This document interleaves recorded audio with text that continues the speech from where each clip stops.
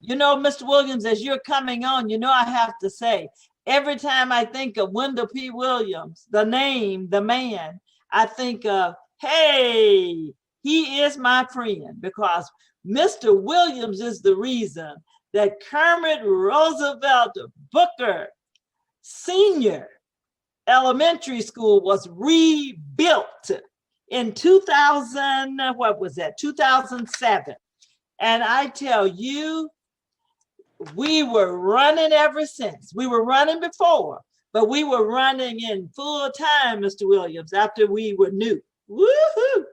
Anyway, so I still say thank you about that. I'm just so grateful. A community, you uplifted a full community. I said you uplifted by rebuilding Booker, you uplifted the whole state of Nevada. So we're grateful. Go ahead. Well, let me say this about the school rebuilds. It was done along with myself and Mrs. Barber. We collaborated together to get the rebuild program going. And the rebuild program was a 25-year program. So we've had Rancho High School rebuilt, Joe Mackey, Twin Lakes. We've had 15, and now the Mabel Hogard is being rebuilt. But all these schools are being built by a plan that Mrs. Shirley Barber and I put in place that is a 25-year plan. So the plan goes on, even though I'm out of office.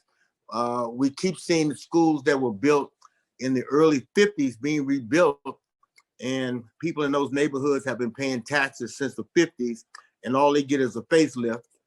And if you move to a neighborhood that's suburban, if you will, for lack of a better term, haven't paid any taxes, then you get a brand new school. So we put a plan together to rebuild those schools, and Rancho High School is one of them. But I want to say that a lot of things that I've done that people say should be noticed or should be amplified. The greatest achievement for me in my whole life, even though I'm proud of the school and other things, is for Ms. Zelda Career to accept my hand in marriage when she married me 26 years ago. Was the greatest thing I ever done in my life, to get her to convince her to marry me. So she's here today, and I want to get her to say good morning and hello. Whatever. Good morning, everyone.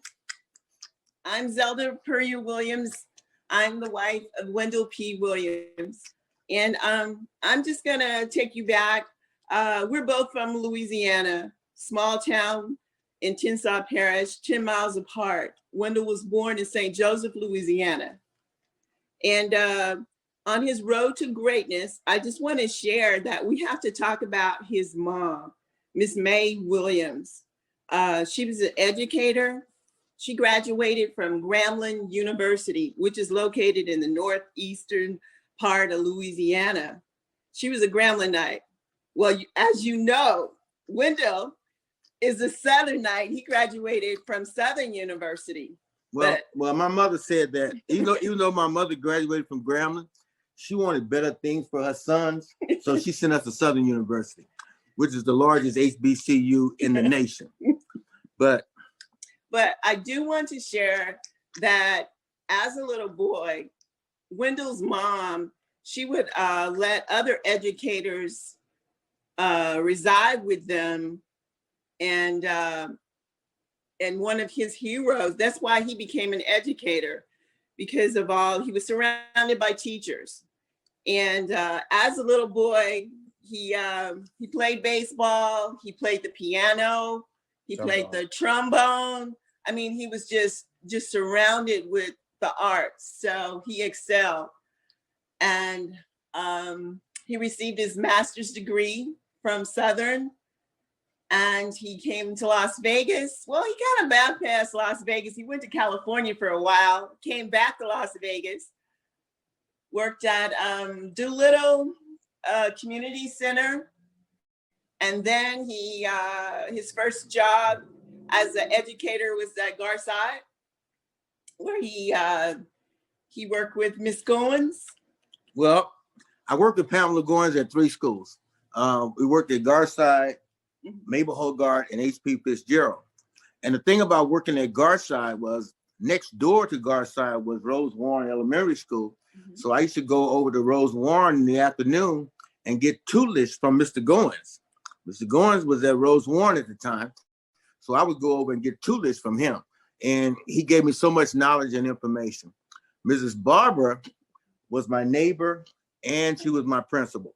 I could walk to her house and I could walk to Mabel Hogarth from my house. She was my mentor as long as I can remember. Working for Ms. Barber, she was my principal, no doubt about it. We went from Hogarth to H.P. Fitzgerald, Mr. Fitzgerald I had the opportunity of planning the dedication for Mr. H.P. Fitzgerald. Yes. He was my fraternity brother of Omega Psi Phi Fraternity Incorporated.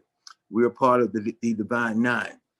But it was Miss Barbara and I who collaborated on getting the schools rebuilt. I started the first talk show on KCEP, Straight Talk, which is still going today. Yes.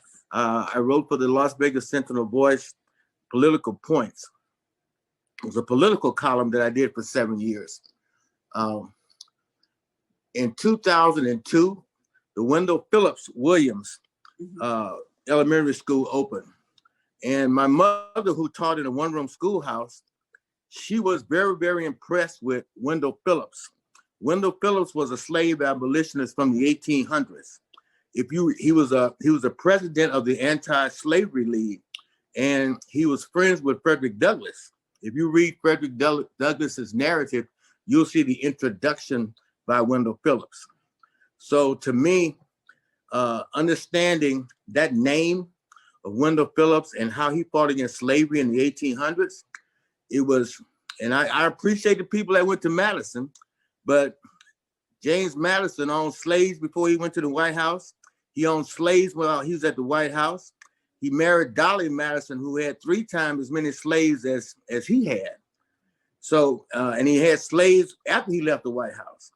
So the Wendell Phillips in me, of the slave abolition of the 1800s, we kind of removed that name and came up with Wendell Phillips Williams Elementary School. In the legislature, the chokehold was mentioned. I passed the bill to outlaw the chokehold. There was a bill that I did that said African Americans, women, and all minorities should be included in textbooks throughout the year, not just during Black History Month. That bill passed, and it's highlighted in a book called The Essential Immigrant by a guy from Ohio. And the reason he thought it was sort of a dichotomy was the fact that McCarran, who the McCarran Airport is named after, he fought against immigration. We came with legislation in the legislature to include it in the textbook. So you shouldn't have to really have Black History Month. You should include it in the lessons throughout the year. And so I served as the first speaker in the Nevada Assembly. Like Mr. Thompson, I chaired the Education Committee for 16 years, served as Speaker, Majority Whip, and Speaker Pro Tem. And I have and another thing I want to say is the Martin Luther King School. We are the Martin Luther King Committee of Las Vegas that I serve as president. We are the family in Nevada for the Martin Luther King School. The King family in Atlanta, Georgia, indoctrinated us as an organization to serve as family for the namesake of the Martin Luther King Elementary School. We planned the dedication, we did the dedication. So we sort of worked like a dual capacity with namesakes, if you will.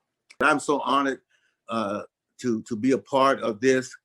And, you know, I hope everybody stays together as a family. And when I mentioned the Goinses and Tia Mathis, Beverly Mathis' daughter, was my intern in the legislature. We can't escape each other. You know, we're tied, as Dr. King said, by an unescapable network and fiber that binds us forever. And we want to be that way all the time. My brother, who taught at William H. Bailey Junior High School when he was alive. He taught at Bailey. So, you know, as a matter of fact, I called Kim and Charles last night to check on Miss Anna Bailey last night. So they're always on our mind. Everybody's on my mind. Beverly Mathis, again, I remember when she used to take the bullhorn and walk through the community and tell parents to get up and get those kids to school.